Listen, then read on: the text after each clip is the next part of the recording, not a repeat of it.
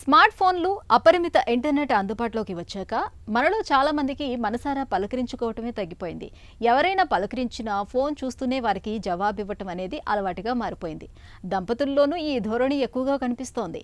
దగ్గరగా కూర్చొని పలకరించినా mobile phone మీద నుంచి తల తిప్పకుండానే పొడిపొడిగా జవాబివ్వటం లేదా అసలే పట్టించుకోకపోవటం జరుగుతోంది.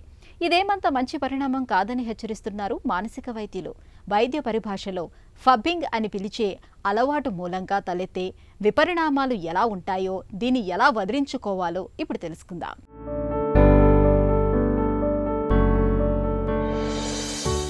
స్మార్ట్ ఫోన్లు అందుబాటులోకి వచ్చాక దంపతుల మధ్య పలకరింపుల సమయం తగ్గిపోతోంది. ఒకరు మాట్లాడుతున్నా పట్టించుకోకుండా మరొకరు ఫోన్లో మునిగి తేలుతున్నారు. ఈ రకమైన ధోరణిని ఫబ్బింగ్ అని పిలుస్తున్నారు. ప్రస్తుతం ఇంటర్నెట్ను ఆక్రమించుకుంటున్న ఈ ఫబ్బింగ్ మానవ సంబంధాలకు సవాల్ విసురుతోంది. ఫోన్ స్నబ్బింగ్ అనే 2 పదాల కలయికే ఈ ఫబ్బింగ్.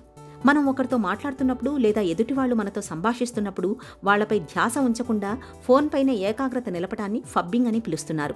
ఇది మనతో మాట్లాడుతున్న వారిని నిర్లక్ష్యం చేయడంతో సమానం అన్నమాట. ఇలా చేస్తే తమకంటే ఫోన్కి అధిక ప్రాధాన్యం ఇస్తున్నట్లు భాగస్వామి భావించడానికి అవకాశం ఉంటుంది.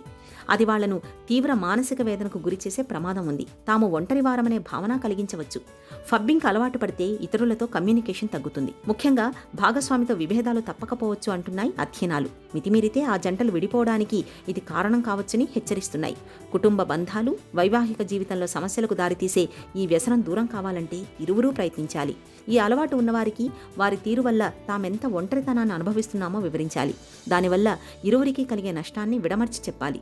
దీని నుంచి బయటపడడానికి చేయూతనివ్వాలి. అలాగే ఈ అలవాటు ఉన్నవారు నో ఫోన్ జోన్ లేదా నో ఫోన్ టైం అలవర్చుకోవాలి.